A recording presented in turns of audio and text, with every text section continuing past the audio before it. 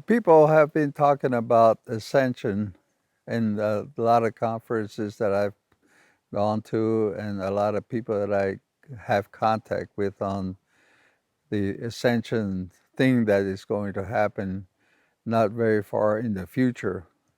The way I look at Ascension is that it's probably going to be in a very short amount of time, but it seems to be like there will be like in groups rather than in a mass ascension. I think some of the people that are ready to make a ascension, what they call ascension, is probably the ones that would be first would be the one that has been awake for a long time, that have always been talking about the the future and some of the activities that are related to off-planet interventions, the people that have been downloaded with much information but don't really understand what they're all about. And the ascension process, it ranges in a very broad spectrum. Some of the religious groups says that there are going to be 144,000, and if you don't belong to their particular group, then you're not going to be part of the ascension. On the other extreme is the one that they talk about the life that you have made yourself to become, which is coming in within yourself, and that's where a lot of your light workers go into this realm. So you have a broad spectrum, and even those that are more of a science fiction type have said, well, we're going to have a mass ascension. There's going to be a whole fleet of flying saucers come over here, and they're going to take the people away to a new world.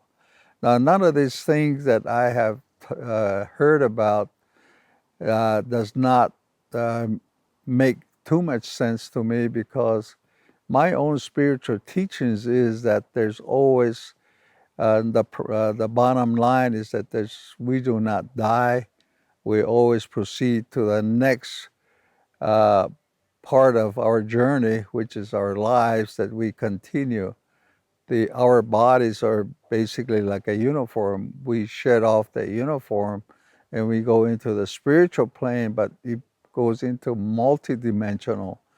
And there's been a lot of hypotheses about how many dimensions there are, but then again, nobody really knows. So it seems to me that in the religious aspect of this thing, is that we are the chosen ones that are going to go. And the other extreme will be the sort of the technological science part, where they say we will convert into a silicone-based human being and leave the carbon base behind. So there's a lot of things that have been presented in the last 20 or 30 years that I've been involved with. My own interpretation of these things is that it has to start within ourselves, and we are part of a huge, what we call, I would say, a cosmetic uh, eruption, or a cosmetic moment where a lot of things are in play right now will come to a culmination. I believe that the human species will not be eliminated. I think they just go into a different stage, which has happened in the past. However, in the past, it was sort of a gradual uh, process where a lot of our uh, human species were upgraded, especially as in my teachings from my tribal side, it's sort of like an upgrading. In the ascension part of it, I believe that we are now within a mixture of the multidimensional forces, and this can be pretty well observed right now by a lot of different things that are happening. It started out with UFOs, then it started going out into a lot of programs that have been put together that we do not know, and it usually goes in the realm of the super secret space program.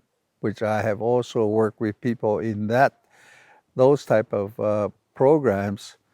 And so there's a whole bunch of information out there, but I do believe that we are now going into a phase now that we're going to switch from the present human status into something that is more advanced, probably more uh, opening in terms of our spirituality, of our consciousness, and also of the scientific part, the technological part.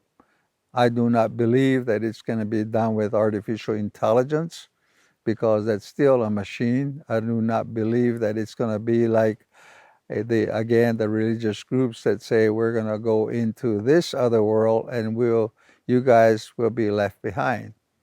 So there is this spectrum, but I have been working very closely with a lot of these theories at this time and putting the pieces together for my own interpretation based upon the lot of information that is received through a lot of different sources. My number one source is something that I have been working with for a number of times, which I believe most people will call it downloading, and it's sort of like in a science fiction mode of dream stage, uh, visionary type of work, which we call simply as visionary, and there's other things that are happening in the cosmos that are directly related to the turning of things that on the planet itself that can go into the next stage. We are only a mere speck in the whole solar system in the galaxy. But can you imagine how big the whole universe is? So there's everything is at play, everything is in a balance, but there's also other things that are coming. We know about the different interferences that will be happening in terms of, say, space vehicles, which we don't know who makes them or what they're made out of. But on the other side of that would be what we call the planetary relocation, including asteroids, including different planets that are coming from the other uh, types of constellations. The Hopi are famous for the blue star, and which is equivalent to something like the Anunnaki theory about a planet or a asteroid type thing that will come into our neighborhood and turn around the sun, come back into our earth, and then leave. And so this is another story that has a backup. In the Zuni side, we talk about the end of the world situation. It does not mean end of the earth situation. It does not mean end of the people. It merely states that this is the end of the age. I believe that really started out with the Mayan calendar and in the harmonic convergence. And I think they were misled in a lot of ways in the interpretation. But right now, there's a lot of things that are happening which the government will never even say that they have any information about. So it's up to the other organizations and mostly individuals that are coming up with it, because we no longer have to be afraid. We no longer have to be scared, and because of the things that are coming. So as far as Ascension is concerned, there's a lot of people that have come to me about what they have been shown, whether it be in dream stage, whether it be in visions, or being actually out there where a multidimensional universe shifts where they can see the future of what's happening. One of the favorite theme is that we will see ancient cities come back to the surface. What they say also tell me is that there are other beings that will in will be included in that part of the ascension mode, if you may. And then the other one is that the selection of the people that have been true to whatever they were taught or what they believed in, and some are so detailed.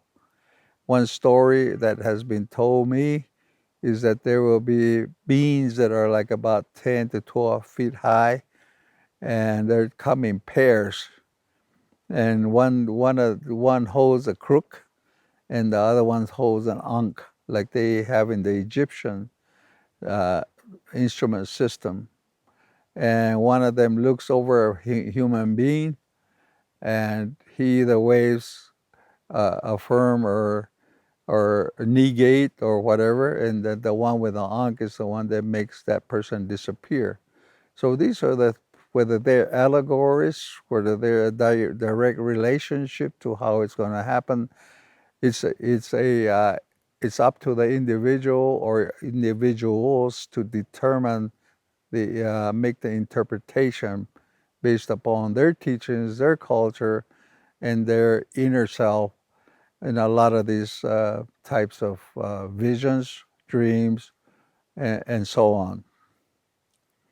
So this is right now for example, where we are at right here in the Bigfoot conference, they are telling us a lot of things, but we are also now catching up to them because we have become open-minded, and we also have to go in within ourselves to really understand it and go into their vibration scales and to be open to it rather than being, uh, like I said, don't be scared of it.